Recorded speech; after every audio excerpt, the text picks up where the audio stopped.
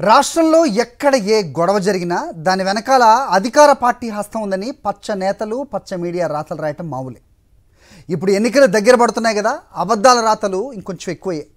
ఎంతలా అంటే రెండు కుటుంబాల మధ్య మరీ ముఖ్యంగా ఇద్దరి ఆడవాళ్ల మధ్య జరిగిన వ్యక్తిగత గొడవలో వైఎస్ఆర్సీపీ నేతలకు ప్రమేయం ఉందని కదలల్లారు.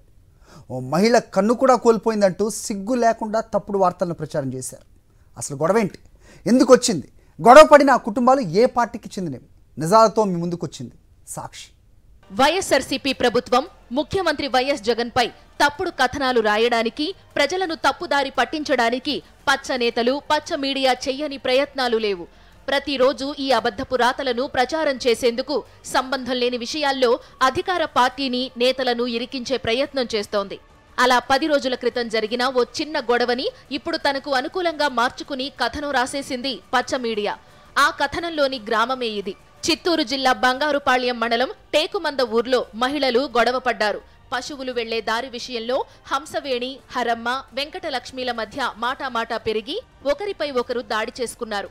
ఈ ఘటనలో హంసవేణి కంటికి గాయమైంది. ఈ గొడవ పడిన మహిళలు కూడా తెలుగుదేశం పార్టీ వాళ్లే. దీంతో ఊరిలో ఈ గొడవపై ఎవరూ ఏమీ స్పందించలేదు. ఎప్పటిలాగానే వాతావరణం ప్రశాంతంగానే ఉంది.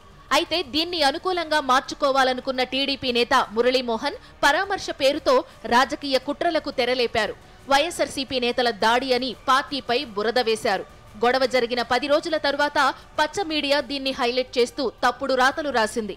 పచ్చ మీడియా తానా అంటే తందానా అనే చంద్రబాబు వైఎస్ఆర్సీపీని తప్పుబడుతూ సోషల్ మీడియాకు ఎక్కారు. టీడీపీ నేతలు ఆడుతున్న ఈ డ్రామా విషయం తెలుసుకున్న గ్రామస్తులు అసలు నిజాన్ని బయటపెట్టారు. ఒకవేళ అమ్మాయి కళ్ళు పోయింది, మాకు కూడా చాలా బాధాకరమైన విషయమే. అది ఎవరికి జరిగినా ఈ ఊర్లో అందరూ గ్రామంలో మేమందరూ ఒక అన్నదమ్ముళ్ళు అక్క చెల్లెళ్ళకి భావించి ఉండేవాళ్ళే. అమ్మాయికి అలా జరిగింది అందరికీ బాధే, కాదని లేదు. వాళ్ళు గొడవ పడడం ఓకే, అమ్మాయికి చాలా జరిగిందని మేము కూడా బాధపడుతున్నాము. కానీ ఇది వైఎస్ఆర్సీపీ పార్టీ చేసింది అనడం చాలా దురదృష్టకరం. ఎందుకంటే ఇలాంటివి ఒకరికొకరు రెచ్చగొట్టే ఉద్దేశాలు అనమాట. ఇప్పుడు పార్టీ గురించి ఇప్పుడు కక్షలు పెరుగుతాయి. మా గ్రామంలో ఇప్పుడు దాదాపు అందరూ అన్నదమ్ముళ్ళ అక్కచెల్లెలాగా కలిసిమెలిసి ఉంటారు. వైసీపీ మద్దతుదారులు ఆమెను కొట్టి కళ్ళు పోగొట్టేశారని దుష్ప్రచారం చేయడం కూడా జరుగుతూ. ఇది చాలా విచారించదగ్గ విషయం. ఎందుకంటే ఏ చిన్న గొడవ జరిగినా ఈ ఎలక్షన్స్ దగ్గర పడుతుండే కొద్దీ ఈ టీడీపీ నాయకులు వీళ్ళకి ఏమాత్రం వాళ్ళకి అర్థం కావట్లేదో ఏమో తెలియదు, చిన్న విషయాన్ని కూడా రాజకీయం చేసి తద్వారా ఎలక్షన్లో లబ్ధి పొందాలని చూస్తున్నారు. ఇది చాలా బాధాకరమైన విషయం. ఇరు వర్గాలు టీడీపీకి చెందిన వారైతే మమ్మల్ని ఎందుకు లాగుతారంటూ వైఎస్ఆర్సీపీ నేతలు పచ్చ మీడియా పైన టీడీపీ నేతలపై ఆగ్రహం వ్యక్తం చేశారు. నోటికొచ్చింది వాగుతూ చేతికొచ్చింది రాస్తే పద్ధతిగా ఉండదని వార్నింగ్ ఇచ్చారు.